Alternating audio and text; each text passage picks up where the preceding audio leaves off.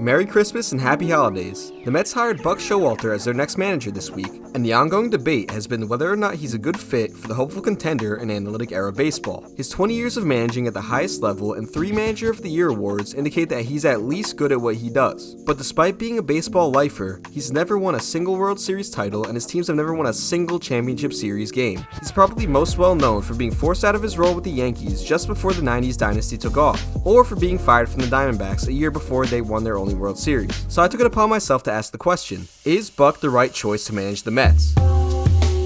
First of all, we have to define what makes a manager good at their job. I promise we'll discuss Buck's case eventually. If you want to skip directly to that part of the video, then go for it. But I need to figure out a way to measure his ability as a manager. The way I see it, managing a baseball team is closer to managing an office of workers than managing a football team. Let's go eat a damn snack. The on-field decision-making matters, of course, but managers don't typically impact individual games as much as other head coaches for other team sports. In a baseball game, managers can really only do a few things: shift the defense, challenge plays, make substitutions, set the lineup, and call a few plays like bunts or intentional walks. And in modern MLB, the manager barely even does these things anymore. There are predetermined shifts depending on the batter and situation, a video room assistant tells the manager when to go through with a challenge, game scripts let the manager know when to make pitching changes, and lineups are optimized through analytics. On-field decision making is not what teams are looking for in today's managers. Although this isn't to say that a computer can manage the team, because the most important attribute of the manager has never been anything on the field. The one key to being a great manager is being a great motivator.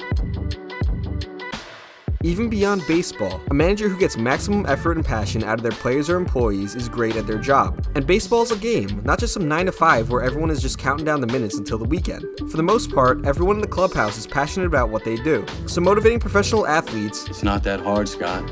Tell him, Wash. It's incredibly hard. Talking to a clubhouse full of grown men who make more money than you and are probably better at the game than you ever were is actually kind of daunting when you think about it. So first of all, how do you gain the respect of everyone in the clubhouse? And second of all, how do you retain it over an 8-month season? Don't get caught up in the expectations. Get caught up in how we're going to live up to those expectations. And there goes our Leland there.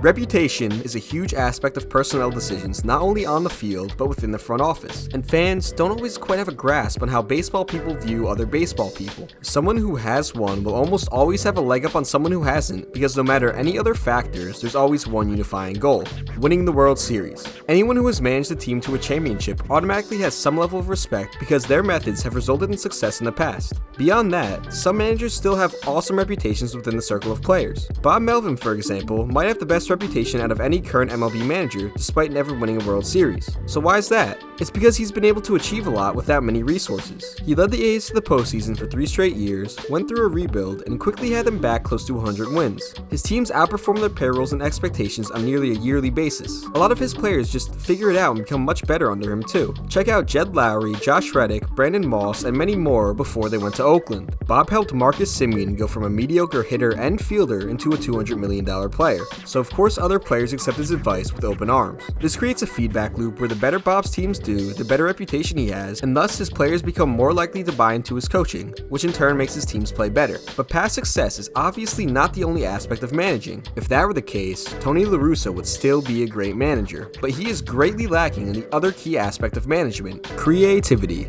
The best teams in sports are always looking to find an edge, some aspect of the game to refine before other teams pick up on it. The Dodgers in the 40s and 50s gained a huge advantage by signing the best black players while other teams were sticking to their racist traditions.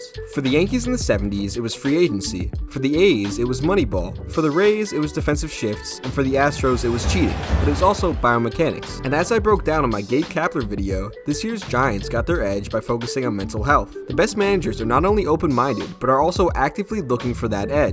Joe Madden's infield shifts looked funny, and he was seen as somewhat of an outcast for using them when he was the only one. But within a few years, everyone was doing it, and a lot of teams actually shift more than him now. Off the field, Madden keeps the clubhouse loose and the morale high, regardless of team performance, and he does so in a lot of creative ways. He has his players hit batting practice less than most managers in an effort to get them ready for the swings that matter. He calls for dress-up days on road trips and has shaved his head into a mohawk to keep the spirits high. He's also great with the media, giving them creative answers and keeping his press conferences light and memorable.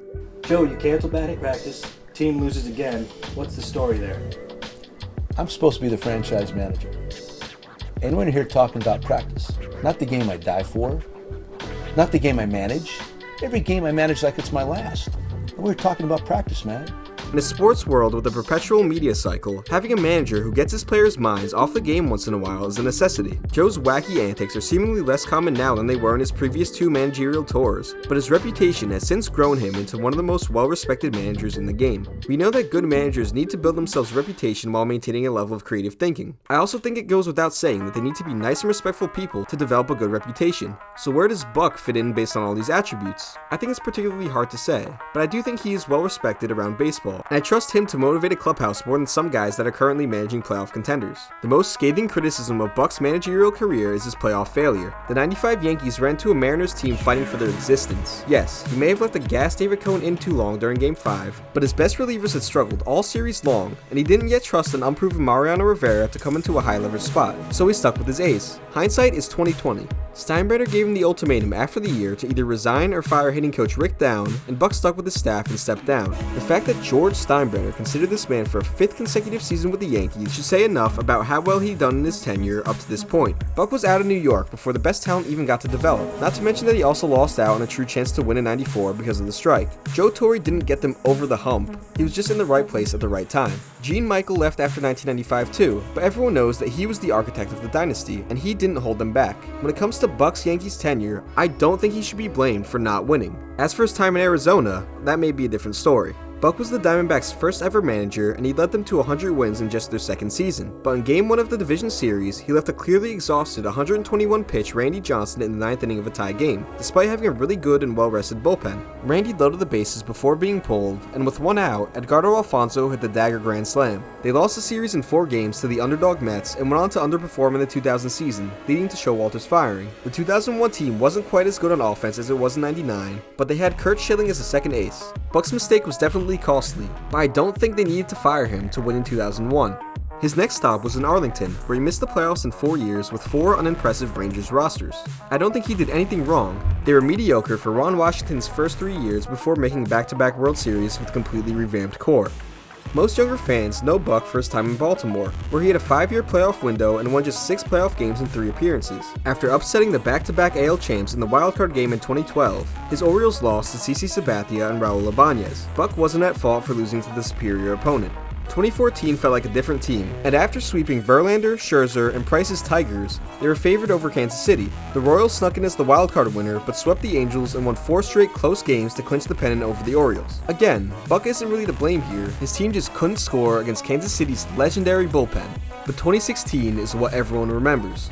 Buck brought in Ubaldo Jimenez to face the heart of the Blue Jays lineup in a tied 11th inning. He had his closer, Cy Young candidate Zach Britton, ready in the bullpen. Even with 2 runners on, he refused to go to Britton, who had only allowed 1 homer and nearly 80% ground balls during the regular season. This was a total blunder, and there's no way to sugarcoat it. Edwin Encarnacion made him pay.